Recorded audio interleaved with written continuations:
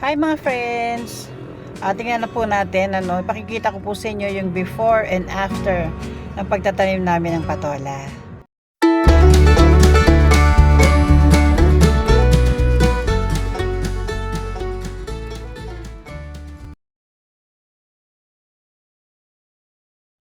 Ayun na nga friends, ganito yon. Nagtanim kami ng kalamansi at saka ng okra.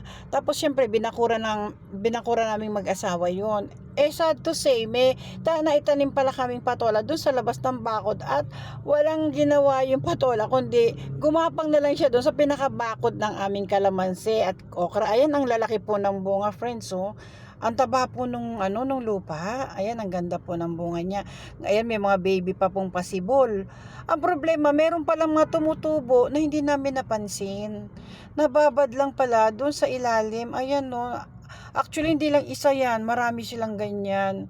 Na hindi mo kasi madamo, hindi namin nakita. Nakakapanghinayang, 'di ba? Ay nababad lang sa tubig. Ito pong lote na to parang inilinis namin, hindi po amin yan dahil nasa abroad po yung mga may-ari. So napakinabangan namin, nataniman namin at lahat halos ng kapitbahay nakinabang din naman sa tanim namin na to. Namimigay po kami, hindi naman namin kayang kainin lahat yan.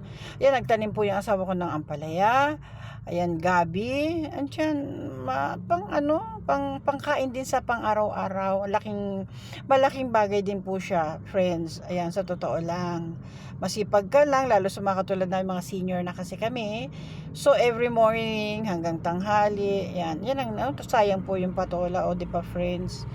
Nababad lang siya dun sa ibaba, sa pinakailalim. Ayan, siguro itatapon na lang na mister ko yun at magtatanim na lang kami ng panibago.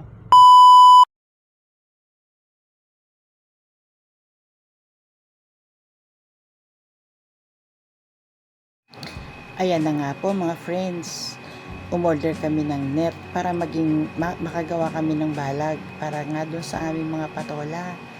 Ayan, nagtulong kami na gawin yan para naman maging maayos ang pagdaloy ng kanilang mga bunga.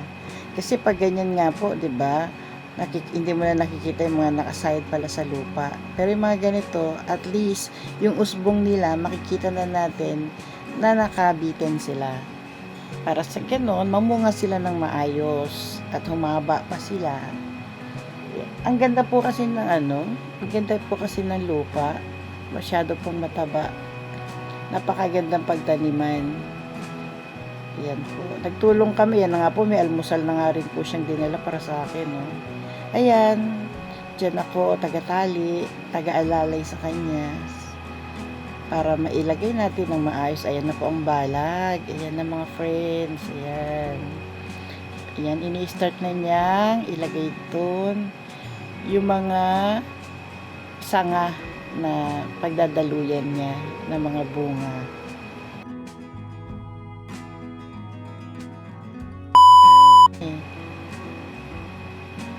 Yan na nakatapos na kami. Yay!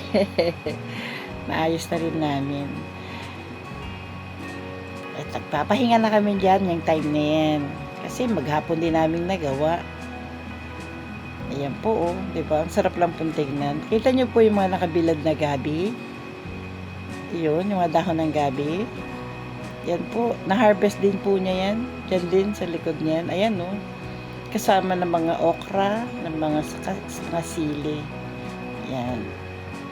Patulong na siya sa akin at talian sila at saka namin isasabit ibibilad ng maigulay na rin natin. Ayan, puntahan natin friends. The next day, pinuntahan namin yang patola kasi nag-uulan po. Ulan, araw-ulan, sumaputik. Hindi namin masyadong malapitan. Ngayon, medyo maaraw na. Pwede na akong umapak yung aking mga stamp. Ayan, no, may mga nagtatagumpay din naman. Ayan, medyo maliliit pa. Pero feeling ko lalaki din sila. Ayun na po yung aming balag. Ayun, nag-start na pong yung mga pasibol. Ayan na po. Lumalaki na sila isa-isa. Ayan, 'di ba friends? Ang ganda lang tignan, ano? Na meron ka palang napapakinabangan sa nakatiwangwang na lote. Ayan friends, so. Siguro mga ilang days lang, pwede na natin siyang kunin. para naman hindi sila gumulang, maging magulang dyan at mailuto na rin. Pero po sa dami po niyan baka po ayan may mga maliliit pa po lalaki pa yan. Sa dami po niyan baka ipamigay din namin. Marami naman din kami ditong kadikit na bahay na pwede nilang igulay yan. Lagyan nila ng miswa or giniling. 'Di ba, friends? Lalo ngayon nag-uulan, ang sarap ng sabaw. Ayan ang ganda po, no? Kahit na simpleng gulay lang na murang halaga sa palengke, pero pag galing sa tanim mo, wow. Ayan na, friends, ayan. Sabi ko sa mister ko, ako ang mag-harvest kasi ang sarap sa pakiramdam. Ang sarap sa feelings na ina-harvest mo yung tanim mo. Sarili mong tanim, binabantayan mo everyday, ayan. Marami-rami rin po yan, friends, Yung mga dalawa lang naman yan pagka magugulay ka. Pero kaming dalawa lang kasi sa bahay. Ayan. Kaya siguro isa lang yan, pwede na sa aming dalawa. Ayan, friends. So, di ba ho? Ayan.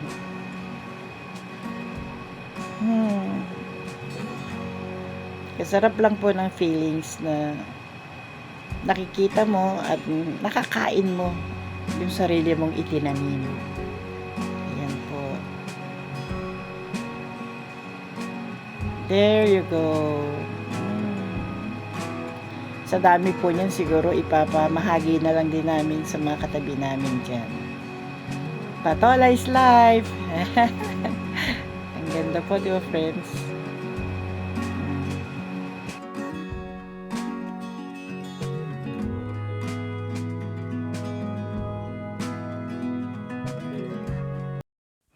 Eto na nga, pahinga-pahinga na rin muna. Magkakape muna kaming dalawa kasi napagod din kaya kami. Pag-ikot-ikot doon, paghatak-hatak, paghawak-hawak, pagtinga-tingala. Well, friends, maraming salamat po sa panonood ng aking video. See you on my next video. Bye!